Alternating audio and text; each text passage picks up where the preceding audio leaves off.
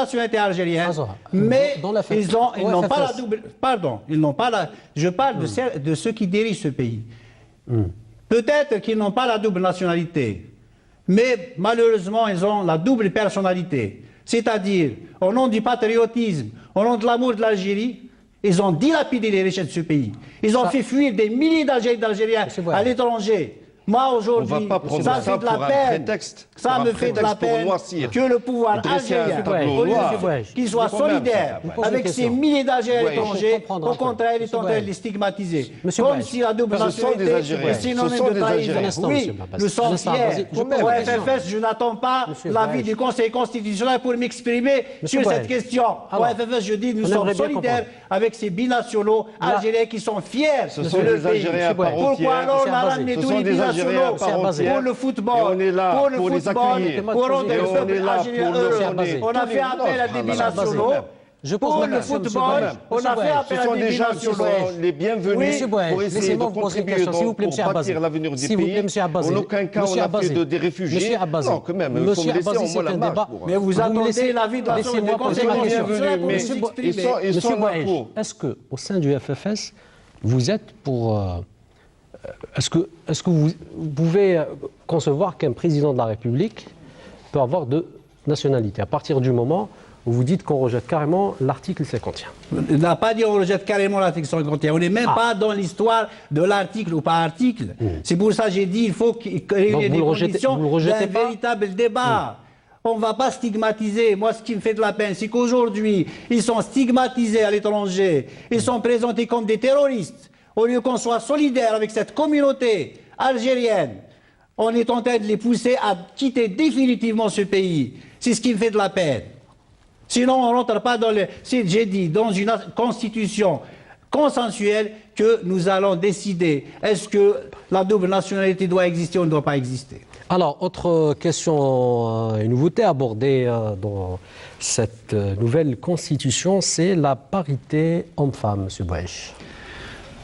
Question de parité entre hommes et femmes. La question qui se pose aujourd'hui, ce n'est pas d'avoir 30% de femmes dans une assemblée pour dire que l'Algérie c'est une bonne chose, tout de même. Oui, bien sûr, c'est une très bonne chose, mais il faut permettre aux Algériens de faire de la politique. Est-ce que les hommes font de la politique pour dire que les femmes sont exclues de la politique? C'est tous les Algériens qui sont exclus de la politique.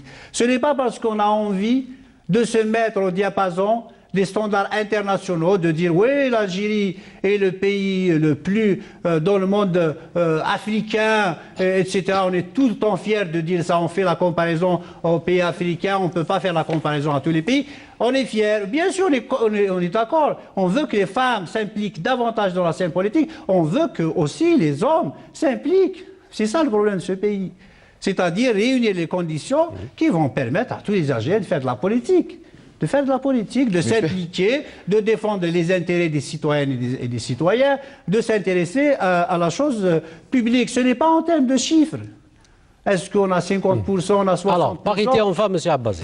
Bon, je mettrai un mot disant que je pense que notre diaspora et notre immigration n'est pas là pour intégrer les hauts postes de responsabilité dans l'État. Ou les postes politiques seulement. Elle est là, ils sont des Algériens à part entière et ils sont là dans une autre question, pour réintégrer leur pays, pour aider leur nation dans ces moments difficiles. Et je pense qu'ils sont bien placés pour nous aider sur le plan économique et sur le plan beaucoup plus scientifique et transfert technologique. Et tout sera en leur honneur. Et pour la parité, je pense que l'expérience qu'on a faite dernièrement durant ce mandat, notamment à l'Assemblée, si Bouaïch Maana, il est avec nous dans l'Assemblée populaire. Je pense que c'est un apport très qualitatif, malgré que l'expérience elle est jeune, elle n'est pas tout à fait parfaite parce qu'il faut de la formation. Et là, je rappelle encore les partis à ce que les partis soient une école, une véritable école pour la formation politique, pour la formation de nationalisme, la formation de positivité, pour essayer quand même de dresser un tableau qui n'est pas tout à fait noir, un tableau qui est réaliste, avec tous ses insuffisances et ses méfaits, mais il y a quand même un potentiel et une volonté à aller de l'avant et à améliorer les choses. À 50%, je dirais qu'à 30%, quand même, on a une certaine moralisation, une certaine humanisation de la pratique parlementaire, de la pratique politique, du moins au sein du Parlement, au sein des APC et des API, chose qu'il faut développer, qu'il faut améliorer. Avec la parité à 50%, peut-être on aura plus un résultat meilleur, mais là, j'appelle tous les acteurs politiques à ce que rendre de cette ouverture, rendre de cette décision courageuse un apport positif pour l'Algérie et pas un prétexte pour dresser ce tableau noir, parce que l'Algérie, en fin de compte, les Algériens et les Algériennes, ils ont besoin des gens qui leur apportent de l'espoir, qui leur apportent des solutions, qui leur apportent une alternative positive pour essayer de sauver leur vie, de sauver l'avenir des générations à venir. C'est ça le dilemme, c'est ça le challenge qui attend. Donc, c'est un petit quelque chose pour M. Bouaïch pour essayer de mettre les mains dans les mains, et parce que l'Algérie nous attend tous, et que dresser ce tableau noir et dresser tout ce pessimisme ne va pas en aucun cas nous porter à une Algérie vers un futur qu'on sème pour nous autres. Si on a envie de trouver une solution aux multiples problèmes que vivent les Algériens, ce n'est pas avec Da'ou el Khair, ce n'est pas avec en se serrant la main. Tout ça, c'est des discours. Ce qu'on a envie, c'est des choses concrètes. Ce qu'on a envie, c'est une ouverture démocratique dans ce pays. Ce qu'on a envie, c'est de permettre à tous les Algériens de faire de la politique. Ce qu'on a envie, c'est de laisser les Algériens choisir librement leurs représentants. Vous savez très bien, vous êtes à l'Assemblée nationale, vous savez très bien comment cette Assemblée a été élue. Ce n'est pas pour la discréditer, mais vous savez très bien dans quelles conditions ont été élues toutes nos institutions. Pour rester dans l'espoir, pas le faux espoir. Dans l'espoir, oui. Ce qui reste aujourd'hui, vous l'avez dit tout à l'heure, c'est la reconstruction d'un véritable consensus national dans ce pays. Les Algériens ont besoin de dialoguer, de discuter. Les Algériens ont besoin de comprendre ce qui se passe. Mais on discute. Mais on discute. Tout le monde est convié pour débattre et discuter. Il y a des gens qui n'ont pas fait. Ils ont eu tort.